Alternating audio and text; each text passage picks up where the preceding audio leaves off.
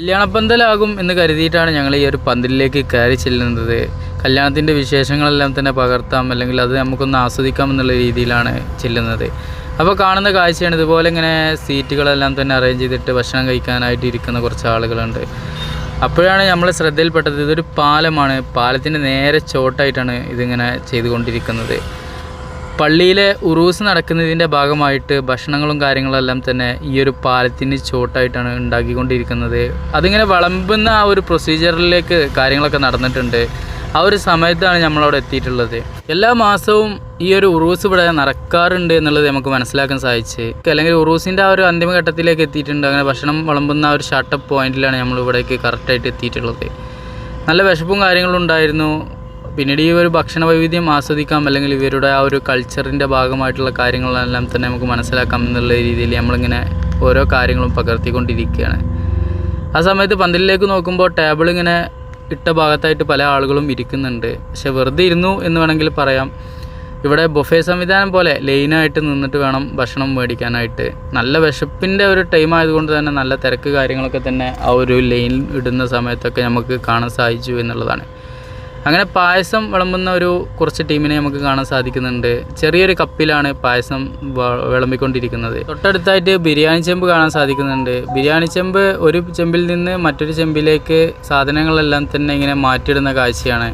മിക്സായിട്ട് വിളമ്പാൻ വേണ്ടിയിട്ടാണ്. അപ്പോഴാണ് നമ്മൾ ഈ കാര്യം ശ്രദ്ധിക്കുന്നത്. വീഡിയോ ഷൂട്ട് ചെയ്യുന്ന ആ ഒരു ഭാഗത്ത് നിന്ന് അങ്ങോട്ട് ചെരിവാണ്, അതായത് പാലത്തിൻ്റെ അടിഭാഗമാണ്.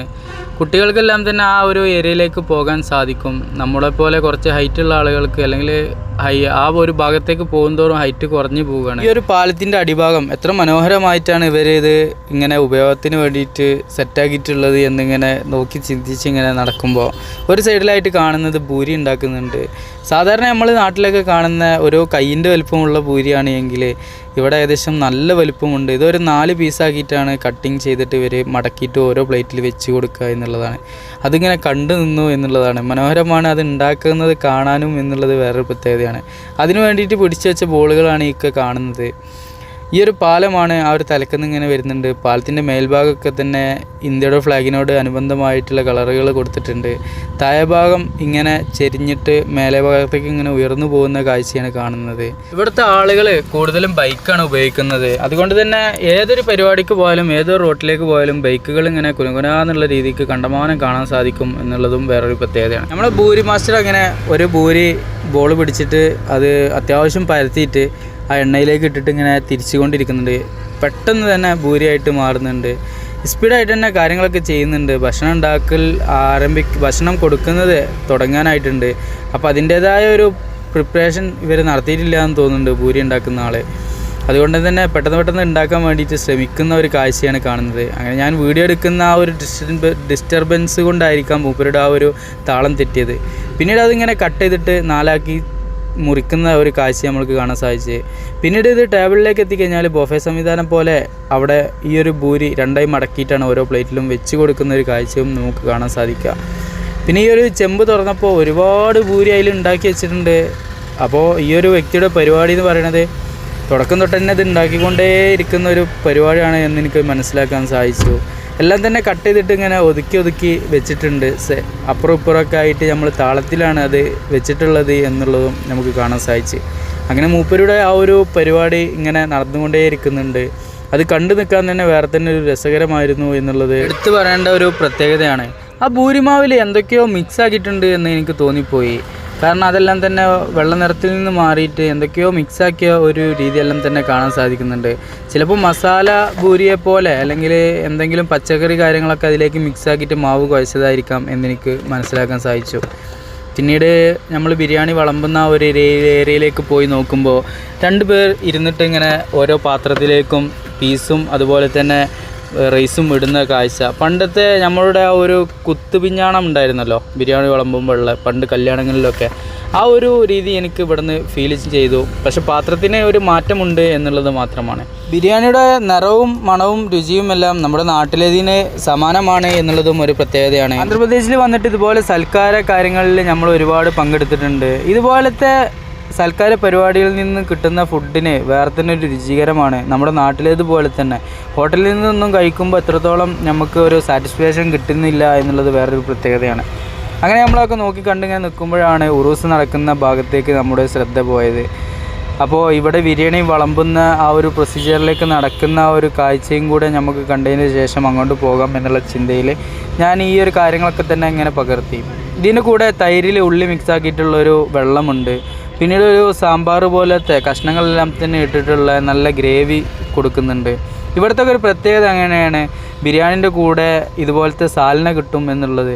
പിന്നീട് ഒരു ചിക്കൻ്റെ ഒരു കറി അത് കാണാൻ സാധിക്കുന്നുണ്ട്. നല്ല കുറുമ രീതിയിലാണ് ആ ഒരു കറി ഉണ്ടാക്കി വെച്ചിട്ടുള്ളത്. അങ്ങനെ നമ്മൾ സൈഡിലേക്ക് പോയി നോക്കുമ്പോൾ ഇതുപോലെ ഇങ്ങനെ ചിക്കൻ്റെ പല ഭാഗങ്ങളും ചുട്ടെടുക്കുന്ന ഒരു കാഴ്ച കാണാൻ സാധിക്കുന്നുണ്ട്.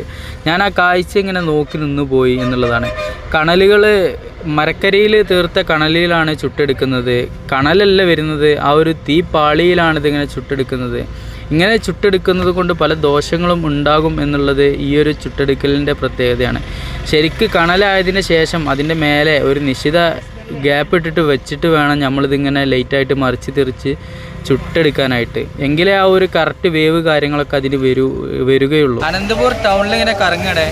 അപ്പോൾ ഇവിടെ ഇങ്ങനെ ഈ റോട്ടിൽ കൂടി ഇങ്ങനെ വന്നതാണ്. ഇത് റോഡാണ്. അപ്പോൾ ഇവിടെ ഇങ്ങനെ ഒരു പന്തലുണ്ട്.